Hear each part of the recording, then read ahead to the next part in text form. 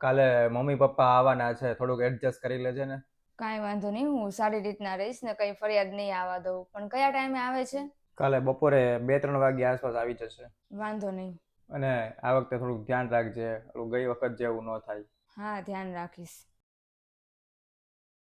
હા ભાઈ, શું કરું, મારું મન નથી જરાય તે, પણ શું કરવું હવે, ભાભીને બોલાય કરે છે તો થાય છે કે એકવાર જઈ આવું. હા હા, વાંધો નહીં, જઈ આવો, 2 જણા જઈ આવો એવું હોય તો. ના ના, ઈ તો આવતા જ નથી. એમણે તો નાતે પાડી કે ગઈ વખતે મારું એટલું અપમાન કર્યું હતું ને તો હું નથી આવવાનો, તાર જવું હોય તો તું એકલી જા. અરે 2 જણા જઈ આવો ને, એમાં શું થઈ ગયું, હું કામ નથી આવતા? ના ના, ઈ તને નથી ખબર, ગઈ વખતે અમે ગયા તા ને તો બહુ જ તે અમારે ઓલું થયું હતું ને એટલે ઈ નથી આવતા.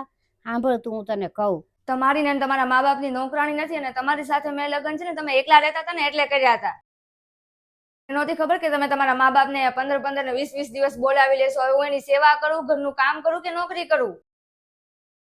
4-4, 5-5 વાગ્યામાં જાગીને અવાજ કરતા હોય છે, 4 વાગ્યામાં ચા જોવે ને 5 વાગે નાસ્તો જોવે ને હવે મારાથી નથી થતું.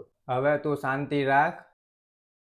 શાંત થઈ જઈશ, પેલા તમે એને ગામડે મૂકી આવો ને તો પછી હું ઘર છોડીને વહી જાઉં. તે આવું થયું તું એટલે પછી નથી આવતા, તો આ વખતે હું એકલી જઈ આવું. હું ખબર, માણસનો સ્વભાવ બદલાઈ ગયો હોય, અને ઈ નાની હતી એટલે કદાચ એને અણસમજ હોય, તો હું જઈ આવું એકલી. હા હા, વાંધો નહીં. હા તો મૂકું ફોન. આવો મમ્મી, અંદર આવો. આવો લે મમ્મી પાણી, અને છે ને મેં તમારા માટે ગરમ પાણી કરી નાખ્યું છે, કેમ કે તમે આટલા લાંબા સમયથી બેઠા હોય, મુસાફરી કરતા હોય એટલે થાકી ગયા હશો, એટલે ગરમ પાણીથી ફ્રેશ થઈ જાવ, નાઈ લો એટલે સરખું થઈ જાય. ત્યાં સુધીમાં હું તમારા માટે ગરમા ગરમ ચા મૂકી દઉં. શું છે મમ્મી, કેમ છે ને બધા ગામડે, મજામાં ને બધા? બધા મજામાં છે, તમને બેયને ખૂબ યાદ કરતા ઓલા હતા. બાજુવાળા બધાય? હા, ઈ બધાય તમને યાદ કરે છે. જમવાનું બની ગયું છે તો તમારા માટે જમવાનું કાઢી લઉં? હા હા, વાંધો નહીં. શું બનાવ્યું જમવામાં? મમ્મીને ઊંધિયું પૂરી બહુ ભાવે છે ને તો ઈ બનાવ્યું છે, અને ગુલાબ જાંબુ. મારી પસંદનું કાંઈ ન બનાવ્યું? જ્યાં સુધી મમ્મી અહીંયા છે ને ત્યાં સુધી એની પસંદનું જ જમવાનું બનશે, અને તમે ફટાફટ કપડાં બદલી લ્યો, જમવાનું કાઢું છું. સારું મમ્મી, હું ફ્રેશ થઈને આવું.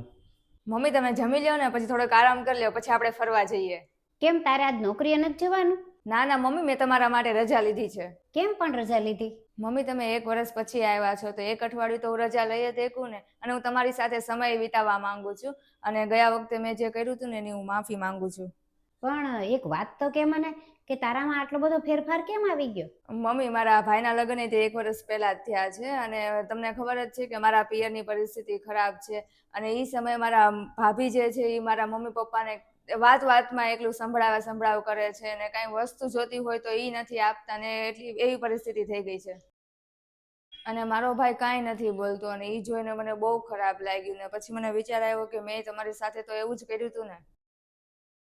કર્મનું ફળ તો મળે જ તેને, એટલે જે મેં તમારી સાથે કર્યું એવું જ મારા ભાભી અત્યારે મારા મમ્મી પપ્પા સાથે કરે છે, તો કદાચ હું મારામાં બદલાવ લાવું તો કાલ સવારે મારા ભાભીનામાં પણ બદલાવ આવે.